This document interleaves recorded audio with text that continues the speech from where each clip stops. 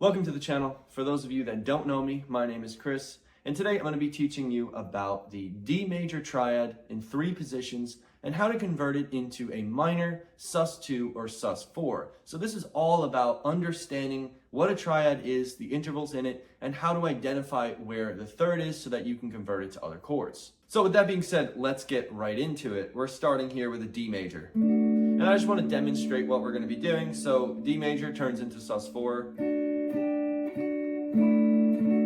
So that was the sus4, sus2 in this position. Over here it sounds like this.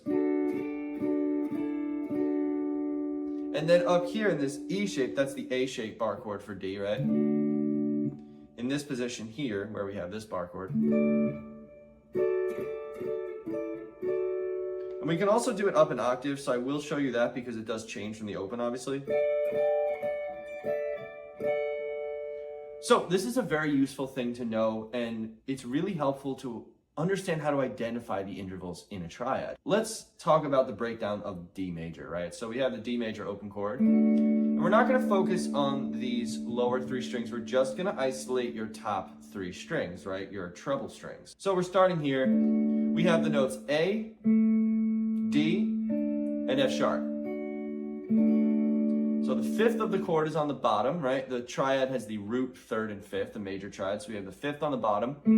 The root is in the middle on the B string, 3rd fret. And your F sharp, your 3rd of the chord, is on your 2nd fret on the high E string, right? So, and it's important to play these shapes enough that they can sort of get into your head. I don't have perfect pitch. And I'm assuming many of you don't as well. So an easy way to kind of do this is to have auditory cues. When I think about A to D, right? Something like that. That's a really helpful way to kind of internalize that interval in the same way that you're probably used to hearing a major third now,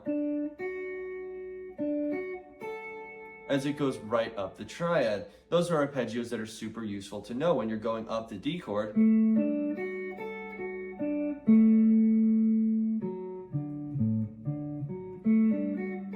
Right? That's just running through this D shape, right? As it connects to that C shape bar chord encaged.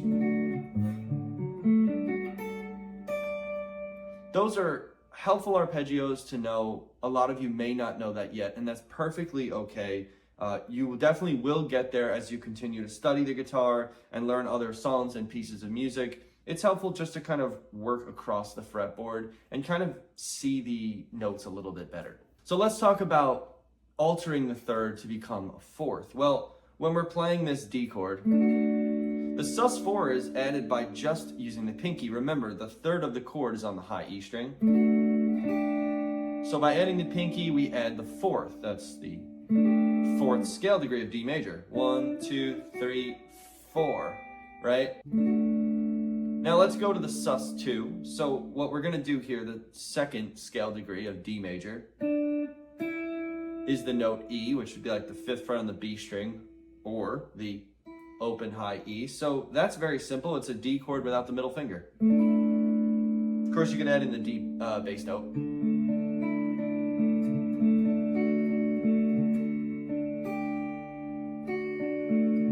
And a lot of you probably already know this, so it's just a little refresher. At least you have some kind of theory to back up what you already know. Now let's move into the next shape, which some of you might not know. This is another D chord here.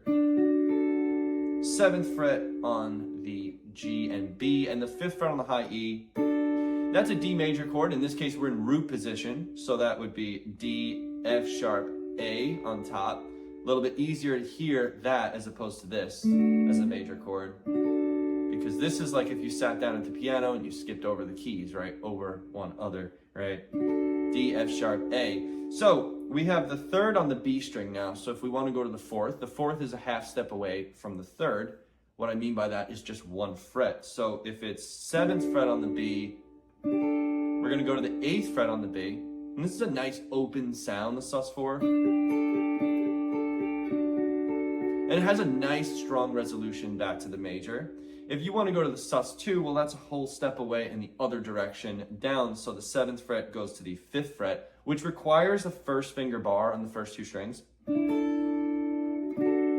And that's another cool sound as well. These sus chords sound very open, hence the suspended term, right? Now let's move to our next one here, which would be D major, located up here. So the first finger is going to bar the 10th fret on the first and second string, and your middle finger is going to go on the 11th fret of the G string. So now this one's a little different. We now have the third on the bottom as the lowest note. I don't really like calling it the bass note because that would sort of change the chord, right? The bass in the sense that like it's the lowest note. However, the bass note of the D chord is a D chord. If you were playing with another person, if you were playing with a bass player, they would be playing the low D there, right? And then that's going to change that. So that's really important kind of phrasing to remember. So we have the third as the lowest note, right? We have the fifth here on the B string, and the root is your D note on the high E string, which many of you probably know because you probably know like the notes on the low E, and it's the same on the high.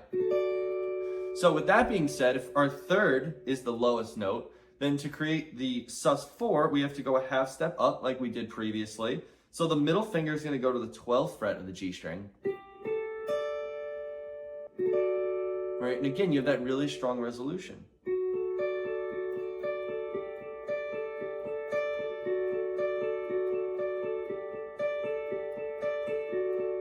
That's a fun way to do it, is just arpeggiating these chords. You can get kind of a cool thing like by doing that. The sus2 again is a whole step down from the third, so that's going to be on that 9th fret, right? That 9th fret. And the middle finger now, this is one of the easiest ways. You don't have to bar it. You could use like your middle and ring. 10th fret still on the first two strings, right? So that's like 9th fret on the G, 10th fret on the first two. Sometimes I like to just bar the middle finger. It's a little bit easier for me than doing a whole shift with the hand, but whatever's more comfortable for you. It's really just about understanding this theoretically, and then you can go into, okay, well, how can I play this the most efficiently? The final one is just going to be an octave up from our original D shape at the beginning. So I'm moving that up, right? So, okay, same thing here.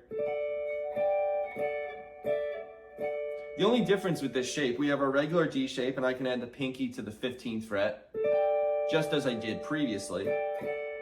But we can't use the open string because it's too far in pitch, range-wise, right? It sounds a little, I mean, it sounds cool, but it's not exactly what we're going for. So we're gonna have to reconfigure the shape. So I'm using my middle finger now on the 14th fret of the G string, ring finger, 15th fret of the B string, and my first finger is just gonna extend to the 12th fret of the high E to get that sus2. So going down a shape, right? Again, down here. Finally here. Great. And if you're looking for the minor chord, a lot of you probably already know D minor open chord if you're watching a video like this. That's just a half step down from your major chord, obviously. In a major chord, you have the major third. So the minor chord would be the minor third, it just goes down a half step, right? So if your major was here for this shape, it goes down a half step, and then same thing here, just like that. So it's really helpful to know the way that these chords actually work theoretically, just so you understand the intervals between the notes. You have the major chord, sus4, sus2, and the minor. If you have any trouble working out any of this material, remember you can always book a private lesson with me, and all of the notation for this will be up on my Patreon as well as my personal site via a subscription. So I hope this video was helpful, and I'll see you in the next one.